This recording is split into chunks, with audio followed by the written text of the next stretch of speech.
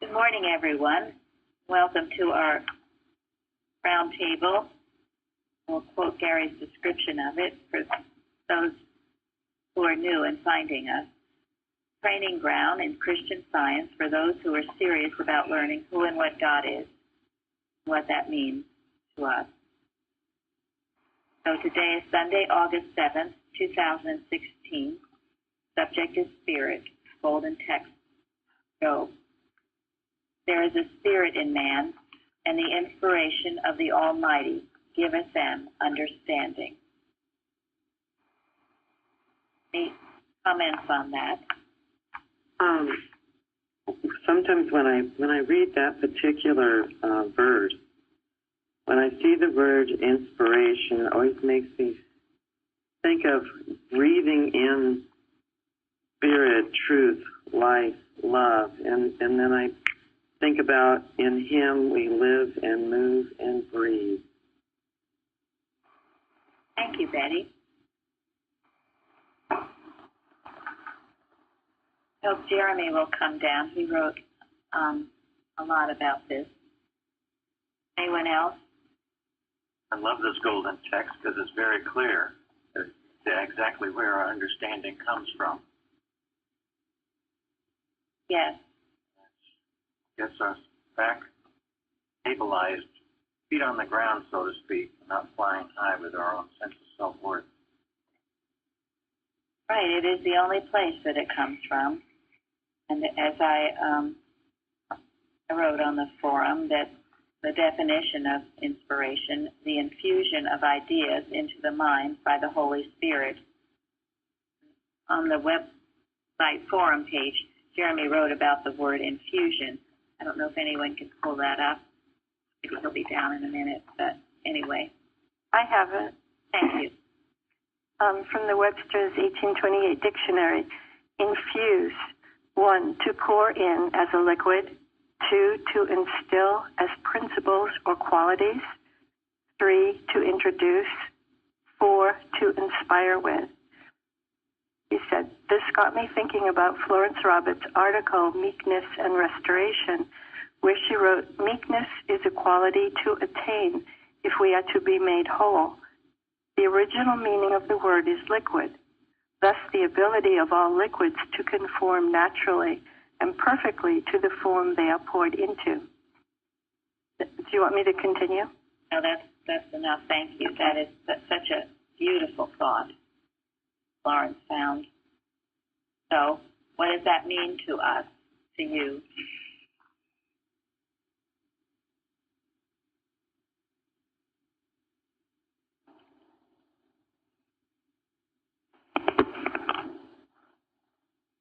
It means something. This is from Job, which is one of the oldest books of the Bible, and it is his way of saying that man is spiritual. There is a spirit in man. He's recognizing that man is spiritual, which, when Mary Baker Eddy wrote it, was kind of a radical idea. But it was a radical idea then.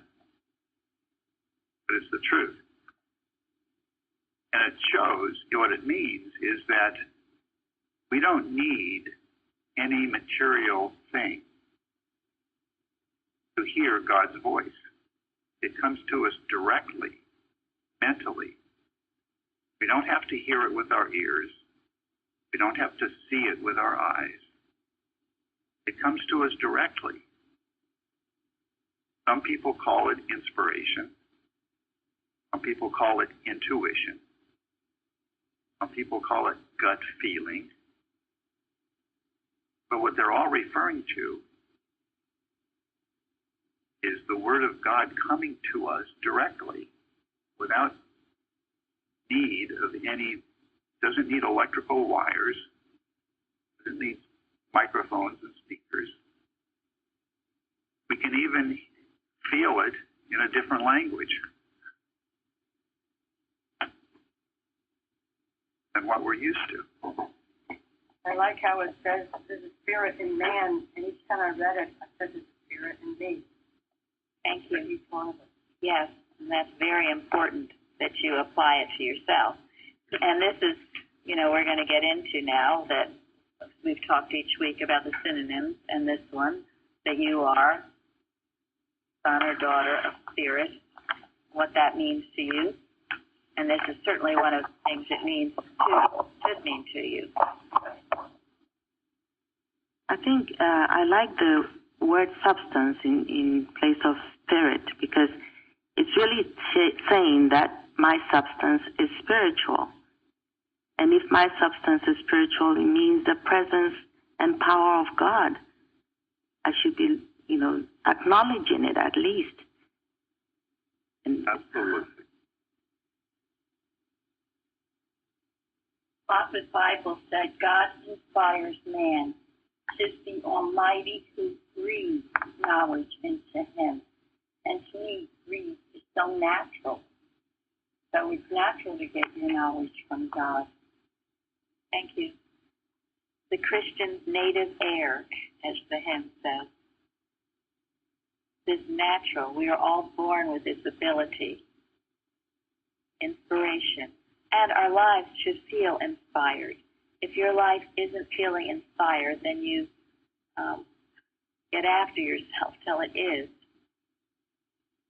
Shouldn't be just a dreary rut. As I said in my testimony on Wednesday, all the sunsets, all the sunrises, no two alike.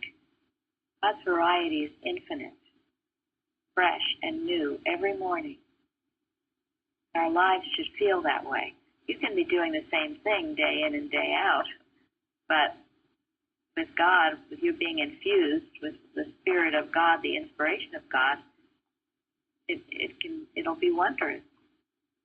You'll be seeing and loving His creation everywhere you go, and you will not be seeing it as material, but as spiritual. I think Go ahead. I was going to say, I think the definition of man also is this one I've worked with a lot, is in page 591.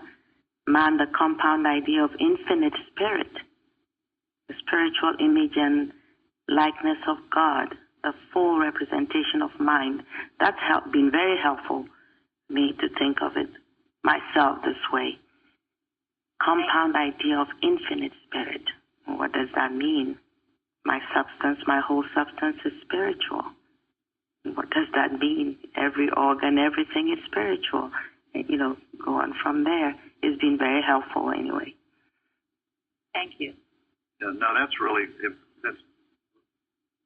important and wonderful when you realize each one of us, I am God expressing Himself. That's what you are. That's why you exist. And the more we can think of ourselves, realize ourselves as God expressing Himself, as the idea of infinite spirit, and the less we think of ourselves as a material mortal with limitations and a material history, the more we will be what God made. The more real we will be.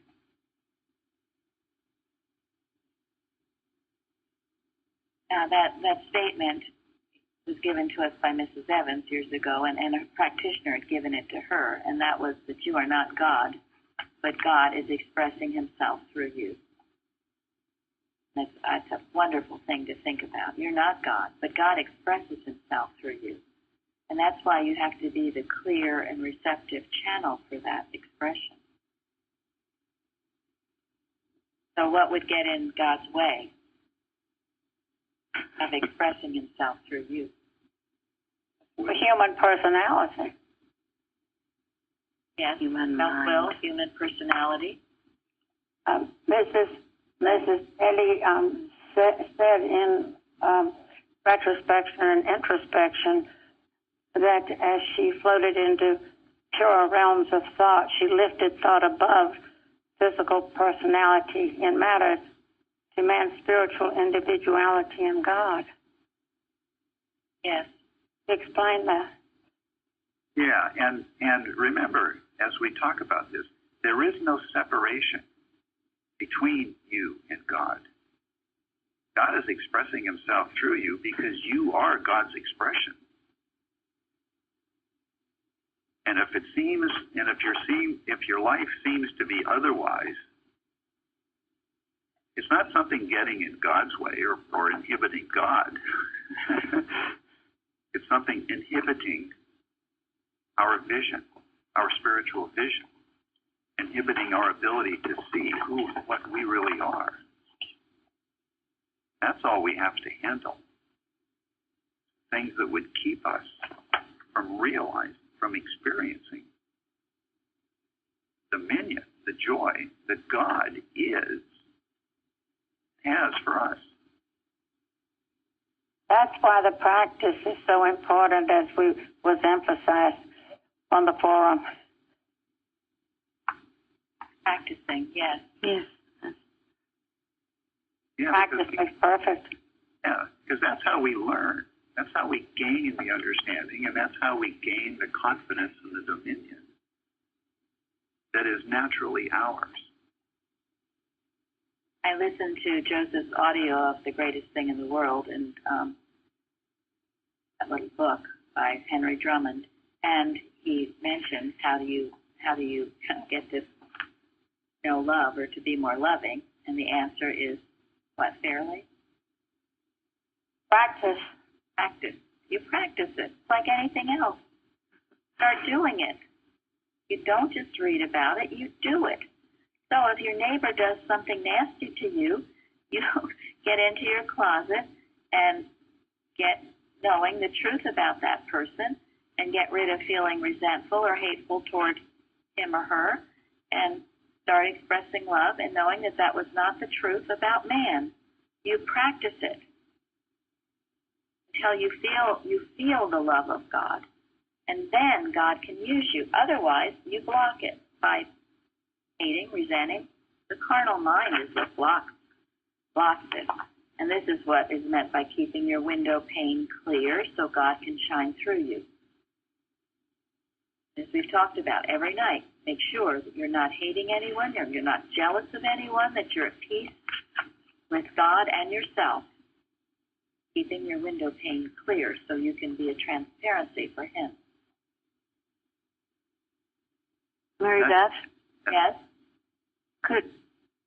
Excuse me, this is Lucy, could part of it also be doing acts of kindness, doing nice things for that individual?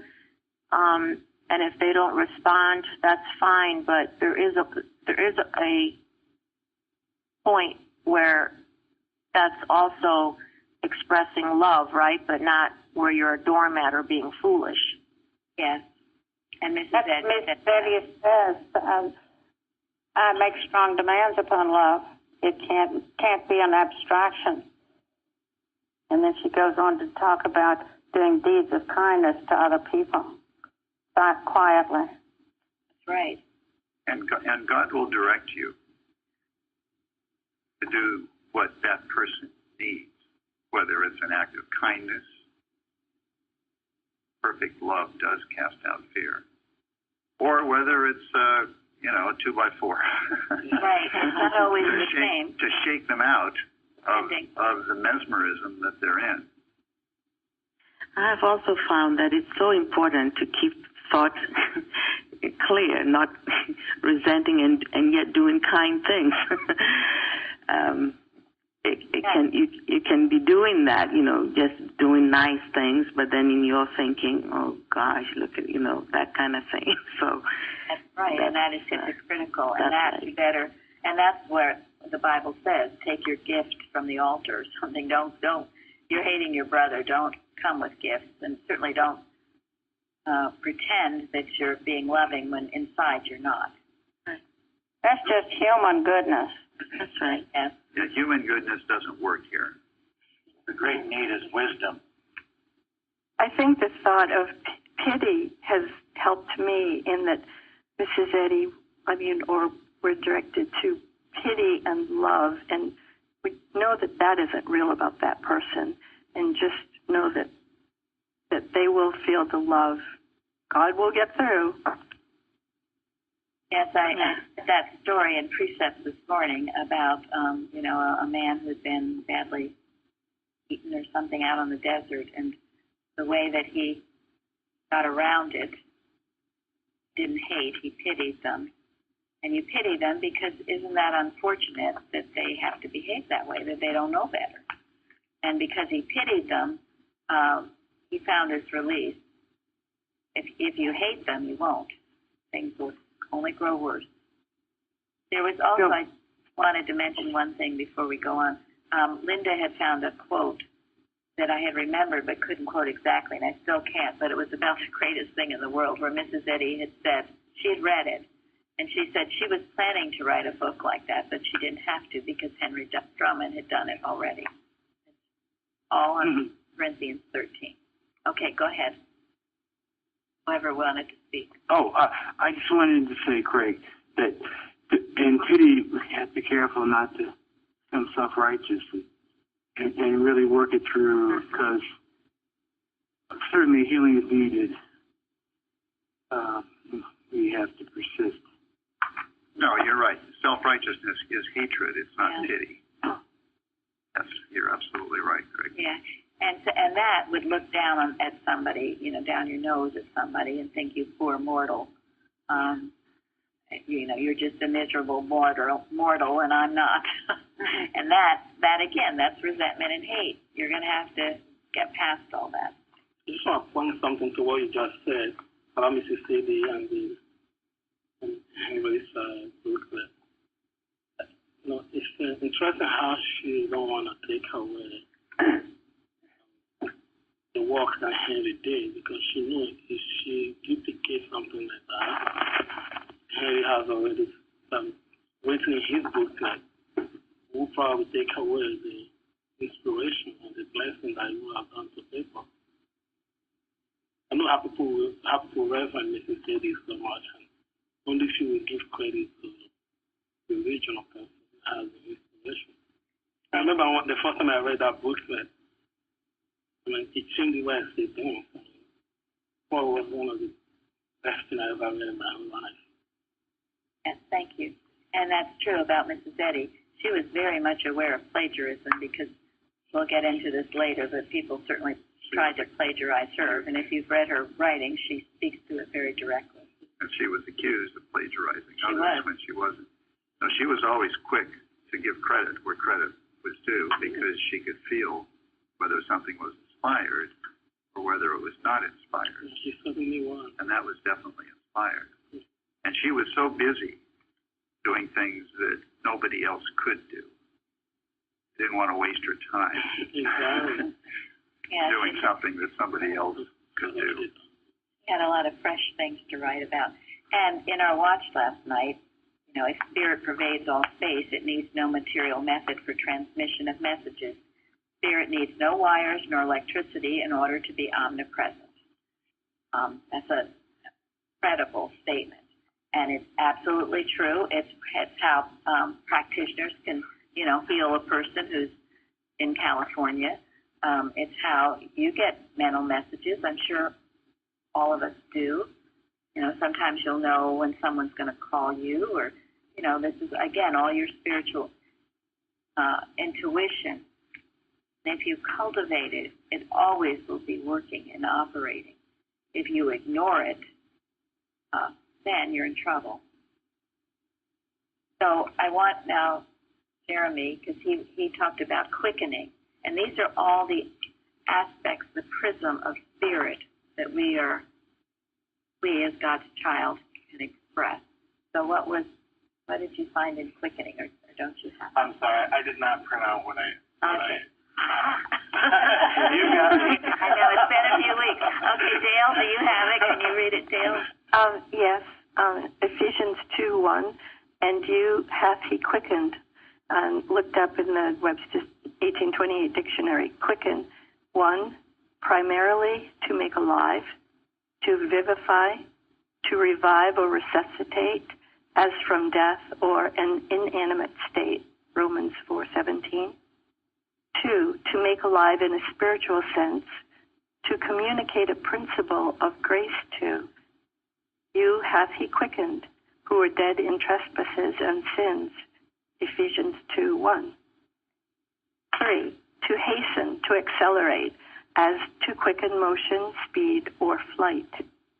4, to sharpen, to give keener perception to stimulate, to incite, as to quicken the appetite or taste, to quicken desires. 5, to revive, to cheer, to reinvigorate, to refresh by new supplies of comfort or grace. Psalms 119:25. And do you want me to read what he wrote? Well, I just would like to say that that definition, making alive in a spiritual sense, it really spoke to me, because I know before coming here, in the years I sort of self-defined myself as an atheist, I could feel like a deadening as time went on. I just really did not feel any vitality at all at the end there. Thank you. And that's a superb definition, all of those things. I mean, I don't know whether you could expand on spirit much more than that, than it quickens. And think of what it's doing for you. So if you're feeling dead, and I know once I felt dead, just as Jeremy said, feel dead, then the Spirit can quicken you, revive you, bring you into newness of life.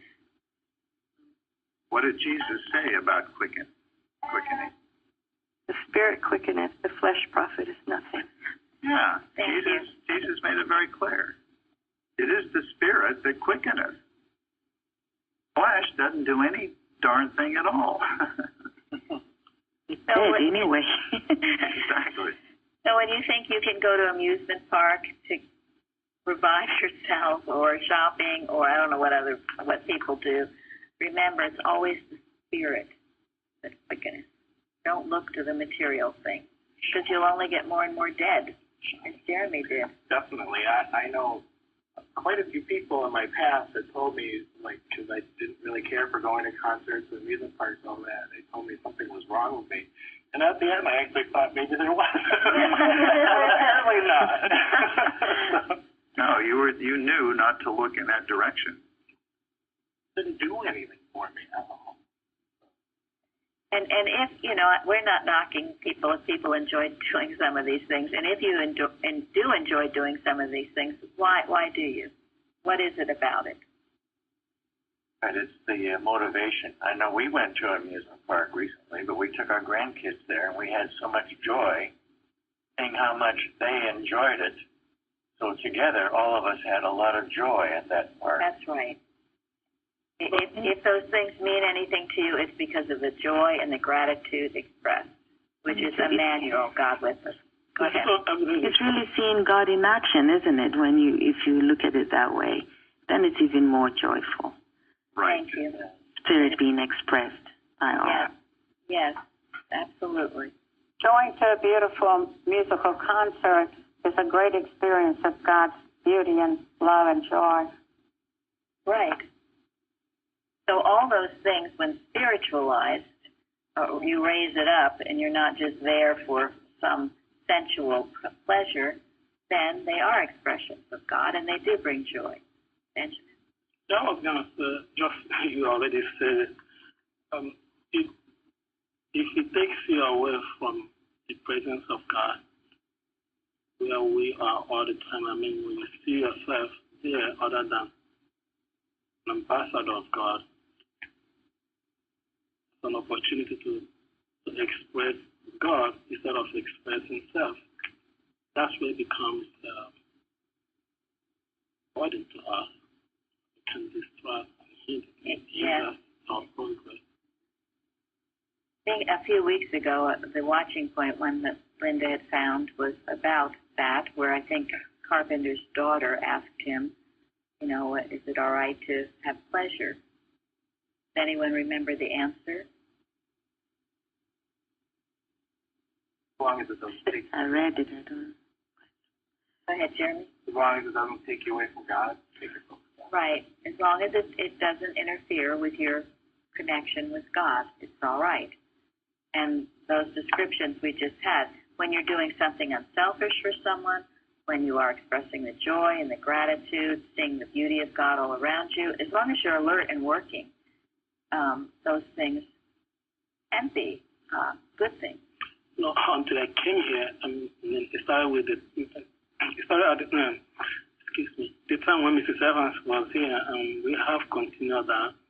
See, now, I never knew that going to lunch can actually be something really, really very important in our spiritual growth. I mean, who would thought that? I never thought about that. I only think going to lunch is just for the sake of it. To go and eat food and go home. Yeah, but here, even when Mrs. Evans was here, you have to prepare your thoughts before going there. And if you don't do it, she won't allow you. She knows that. She won't allow you to come there to sit next to her to bring other people down. But it's an opportunity to lift each other up, share our thoughts for the day, and see what we can do better. I mean, it's really, really a wonderful thing I've learned here. Thank you, Benjamin. That is wonderful, and it does continue to this day. You don't just go out. People think, you know, that I'm having some social time. I do not have social time. I don't. Whenever I go to lunch, I'm working, and I was trained by Mrs. Evans. You're working, you're uplifting, you're making sure the conversation is in heaven. You're watching everyone. You are uplifting the waiter or waitress or even those people around you. It's a working time. And as Benjamin said, we share ideas, very important ideas here when we get together for lunch. It is never social. We don't do anything social. And people have a misconception of that. Social means you're just, you know, just chit-chatting. Sometimes it might seem perhaps that that's going on, but it's not. Always work is being done. That's the prayer without ceasing. I used to not be able to go to lunch with anybody, anytime. I used to feel sick. I hated it because it was just, I don't know, it was just some human activity. You'd sit and chat about stuff that usually was depressing. I couldn't stand it. But I've changed. And if I ever go on a trip, again, it's to bless others. It's for spiritual refreshment. There's always some spiritual value to it. Otherwise, it is deadening. It is a dead ceremony, and you shouldn't do it. And believe me, it changes everything when you view your life like that. That's why these lunches that Benjamin is talking about are so valuable, because it's training for every other activity in your life. Absolutely. Go to business. Family gatherings. Sorry. Go ahead. Yeah. You don't just go to business. You go to be God's expression, whatever that means. Lawrence, what were you saying? No, I was going to say the same thought, that, you know, our thinking has to be right wherever we are. This way we can see things in the line in the bank, you know, something's happening.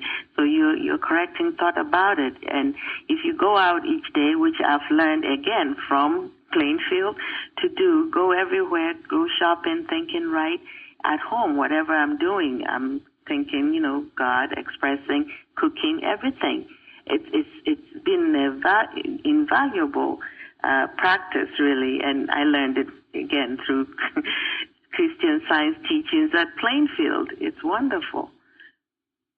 Thank you. It is, and I believe it was in the William Lyman book. He mentions that the Christian Science practitioners, and this was when Mrs. Eddy was around, would get together for lunch.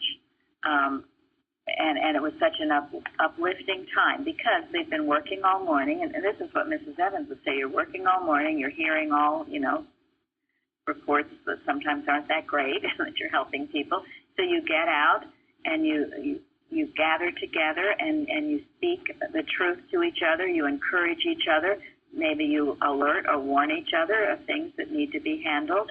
But it's a time of refreshment. And it said also that occasionally they might even get to see Mrs. Eddy, and what a wonderful privilege that was at that time. So anyway, whatever you do, you keep God in it, and it will be a blessing. You keep your conversation in heaven. Never any, you know, gossipy curiosity. Well, why did this happen? Or why wasn't so-and-so there yesterday? Or whatever gossipy conversation would come in. No, you keep it in heaven to bless each other, and you will go home refreshed and blessed and able better to do whatever work you were doing. So I think the perfect example of that, excuse me, was on the June newsletter, Pray Without Ceasing, about the maid who talked about how everything she did, and she was reflecting God. Thank you. That's wonderful. Thank you very much. Yes, that's again another something from Carpenter. Whatever she was doing, people thought she was doing something humanly, but she said, "No, I'm not doing that. I'm, thinking." Can't word it exactly right, but it was beautiful. Thank you for bringing that up, and anyone can refer to that. It's a beautiful thought. Still on our carousel. Still on the carousel. Thank you. Okay. So, and in the lesson, it talks about systematic teaching and the student's spiritual growth and experience in practice are requisite for a thorough comprehension of Christian science. And that's what we have here. It's systematic teaching. It goes on. It goes on every week. It is a training session to remind you of what needs to be done and to keep you at a working level because this work is so important. And it never stops. It's not going to stop until all sin on the earth is eliminated. So we all have a lot of work to do. And each one of you who is putting into practice what you learn at these sessions knows what it means to you because you're growing from it. Your life is changing for the better. It's so wonderful to hear some of you, and certainly Florence, who's gotten these tapes, Mrs. Evans' tapes, and how she changed her and how she applied them. Wonderful. As you may have noticed, there are not that many that I know of who can say that, who took it as deeply as Florence did, and also who did not live in Plainfield. So there are others of you I know. I know Dale spoke. There are many of you who have been with us a while who have done this, and there are others of you who have come to this more recently. Florence, were you going to say? No, it's just that, for once I could actually practice what I was reading. It wasn't just reading, because she gave her own examples, Mrs. Evans did, and, the practical ways of doing things. That's, with a spiritual thought. It's amazing. It changed my life, didn't it? So. What it did to see that. And we had no idea. I didn't know all this was going on with Florence. Then suddenly she appeared. And it was, but this is like I call it Johnny Appleseed. You spread the seeds, you spread the word, and you never know where it's going to grow and take root and blossom. We get these information from Longyear that tells about life in Mrs. Eddy's home, and the most recent one was about cooking, baking, and all of this in Mrs. Eddy's home at Chestnut Hill. And it was fascinating to me because it said Mrs. Eddy was a very good cook, and she knew what good food was.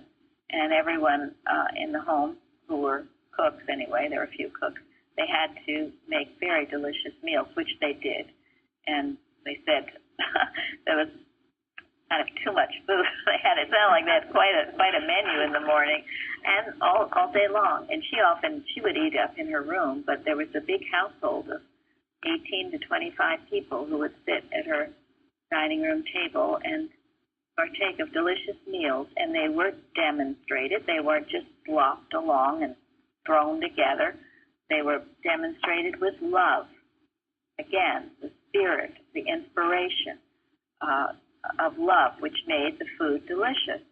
And Mrs. Eddy could tell, those of you who've read Carpenter, she could tell if something was made from love or not. And if it wasn't made from love, it didn't agree with her. So go about your day today with the inspiration of spirit inspiring you in all that you do. And, of course, that must be accompanied with love, because love inspires, designates, and leads the way, Mrs. Eddy says. Don't be afraid to practice it. Now, Here, Mrs. Eddy is telling us absolutely. it is required that you practice to read. Yes, because that it makes your connection between just reading it and talking about it and really bringing out the demonstration of it. Now I'm going to switch gears. Well, there's a lot more in this lesson, and I thank Elizabeth who wrote it. It was a very different and lovely lesson. Thank you, Elizabeth. And thank you all who participate in so many different ways. Okay, I'm switching now to Miscellaneous Documents, the book. I'm going to read a couple things. This is more getting from the lightness and love into more nitty-gritty. This was something from Janet Coleman. She said, who was taught by Mrs. Eddy. In one of our classes, Mrs. Eddy spoke of a beautiful white bridge. Underneath was all slime, mud, venomous snakes, reptiles, all that was unclean, wild beasts, etc. She asked us which path we would take. Would we go over the white bridge or go under? We all answered that we would go over the white bridge. She smiled, and what do you think she said? Go under. Yes. She smiled and said we would go over it after we had been underneath and demonstrated over it all. The whole of mortal mind must be overcome first. Now, over and over again, I hear it. People love the lovely side of science, but they don't want to hear about the workings of animal magnetism, and you have to, or you will be a sitting duck or something not good. You have to know how it operates. Now, I'm going to read something to you. You can just listen for a minute. Now this is Martha Bogue who is writing, and Mrs. Eddy is talking about malicious attacks on her and on her writing. And it says, Mrs. Eddy said, we must answer these malicious attacks and books. In order to answer them, we must understand what they were. You could not reply to something you had never read. So we must read enough of these things to know how to answer them and then send them back to the writer or publisher. They were always sent with a thought, and if you keep them or burn them, you have not destroyed the thought. Send them back, and then they have received their vomit back again, and you are free. It is cowardice not to, not charity. Of all these writers, and these were the writers that attacked Mrs. Eddy, and she mentions by name, and this is all written in the late 1800s. Of all these writers, Ursula Gesterfeld is the most dangerous, the most subtle. And why?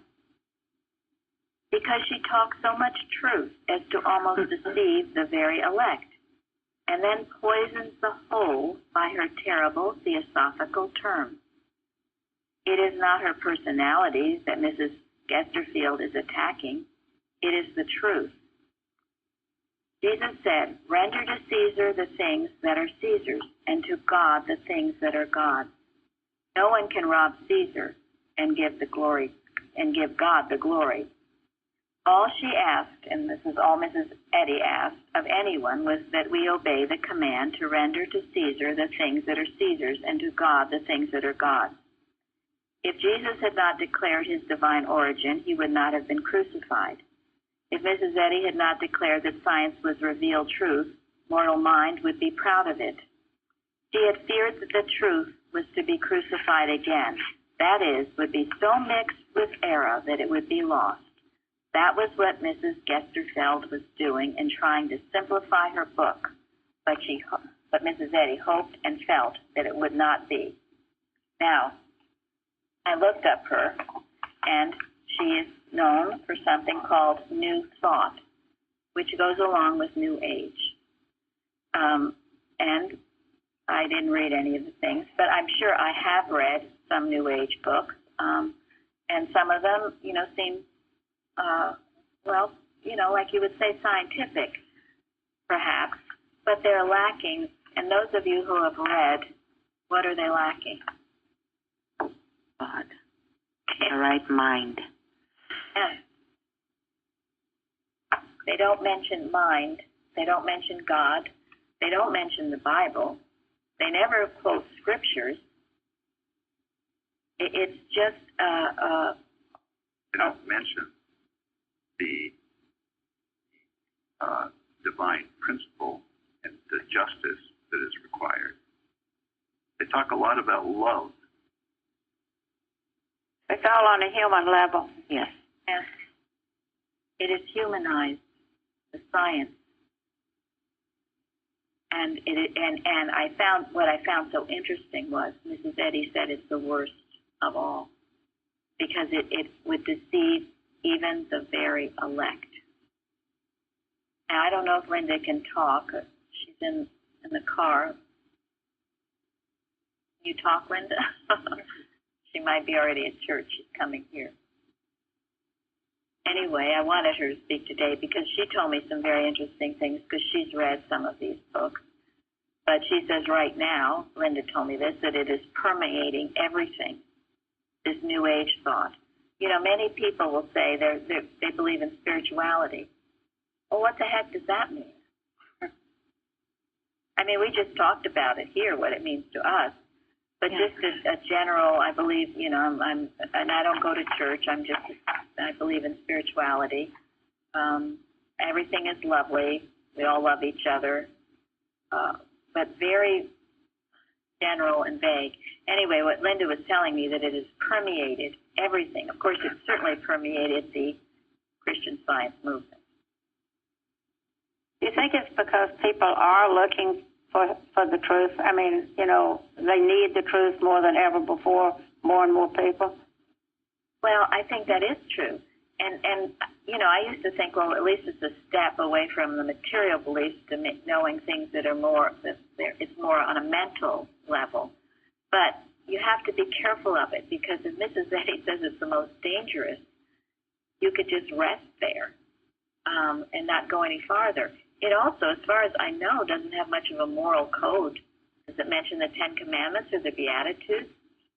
Well, the thing about it is that many people who indulge in this way of thought, it's like Christian Science light for them, but they want the light. They don't want the moral discussion. They don't want to consider what they're doing. They just want to have a nice time. They don't want to confront, you know, the subtleties of error. I had a visitor this weekend, and she really didn't want to understand that, you know, Christian Science means completely facing the error and seeing that it exists. She doesn't want to hear that. So she likes the New Age because you don't have to look at that. Thank you very much. That's kind of what I wanted. And Florence, you go ahead because I know you spoke to me about it too. Yeah, it's no deep searching for God. It becomes more of your own. You know, the self is so much there. I actually visited a church where they were talking about creating your life, creating your wealth. I'm sitting there, this is in a church, and everybody is talking about how they created this and they're writing about it and so on. But I felt like this is as if you are doing something. I mean, we are nothing of ourselves. That doesn't come in. I didn't see that at all in all the readings, and it's about creating wealth and creating this, and some will make a board, you know, a wish board, or I don't remember the term, where you write down all the things that you want and kind of almost visualizing them into being, and some of those things happen. So it is dangerous, like Mrs. Eddy says, because it makes you think you are thinking really apart from God. God is the source of all our good. And I also know of some situation where this particular person was using pictures of someone that they wanted in their life, and they will sit there, and I don't know what the thought was, but kind of thinking it, and then the person comes around. But it doesn't last. There's no solid basis, no permanence to things like this. It's all human mind-based. A mind apart from God with no permanency in any harmony. Thank you very much. Well, that's what it is. They put material stuff entwined with the New Age thought, and so because people because they don't want, I guess they want to attract followers and they don't want to put God as the main source, as some people will be turned off by the word God, with all connotations. So they use all these other hooks, so to speak, to bring people in and sell books. Thank you very much. Thank you. I'm very dangerous, like all of you have said. The reference I would give about that is in the Bible. When the disciples were at the peak of their work, that was soon after Jesus was ascended, and they were doing what was called then as miracles, healing the sick and raising the dead, and it was very dominant.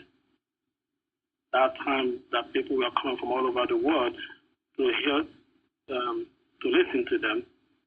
And at that time, there was another person who, just like at the time of Mrs. Sadie, who got his own knowledge from what I would call learned. What he learned, it wasn't given to him by God. And he's been deceiving people for a long time. And when he heard that the disciples were doing miraculous work, he thought they were about to put him out of business. And he offered money. You remember the story? He offered money to disciples if they can bestow on him the same power that they have, because he thought that you can buy with money. Because that's how he got his own knowledge. But he got what he deserved, because he was punished for that. You can't buy the gift of God with money. So I think in the case of Mrs. Sadie, ours was an inspiration. It was a revelation the way I see it. I mean, just speaking for myself, it was a revelation given to her by God. But the other ones are learned thought. And that's why it doesn't have God in it. If you read it, you're not going to get anything from it. I've read things like that, and I certainly did not get anything from it. But when you read from Mississippi, you will know that you are not just reading Mississippi, you feel like you are reading from God, because that's where the source is coming from. It's a revelation given to her by God. And that's why you see that distinction between her writings and the other writings that doesn't have anything in it. Thank you. Yes. So it goes back to the lesson on spirit, because your spiritual sense will discern these things. And here, we certainly don't tell anyone what to read. You read whatever you feel is helpful to you. But I found this very interesting. Later on, Mrs. Eddy tried not to name names and other things. She realized ERA was impersonal, which it is, and this is impersonal. This she named the name of that woman, but if you look her up, they say terrible things about Mrs. Eddy. And Mrs. Eddy, and I thought this was interesting. This was from the Journal in November 1888.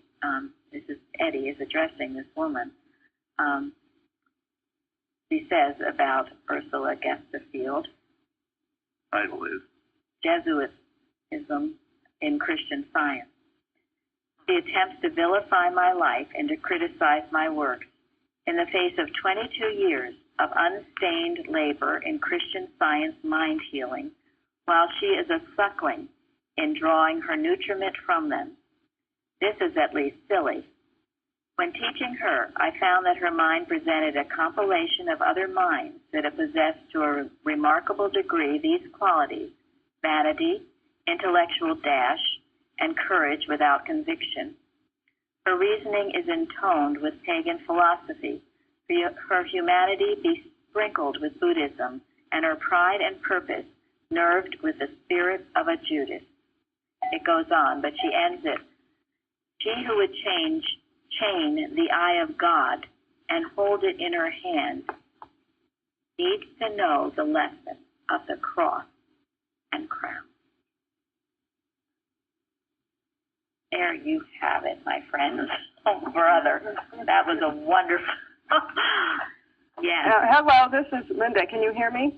Yes. Yes. I'm sorry I'm so late in popping in, but I just wanted to add one thing. I really appreciate this lesson, but the one thing that it did to me worse than not facing evil and And morality was put me to sleep to it. It worked like a drug, and I think that's an important thing, is it kind of has that phosphorific feeling that we talk about, and I think that's important to bring out. Thank you very much. Right. That's one of the many dangers. And the thing of it, it appears good surfacely. I call it kumbaya Christian Science, or kumbaya anything, because I just remember that song you would sing around the campfire and hold everybody sing kumbaya, my Lord. Everybody's just so happy. We're all so great and everything's wonderful. But if it's godless, if it doesn't refer to the scripture, if it has no moral fiber to it, then there's something very wrong about it.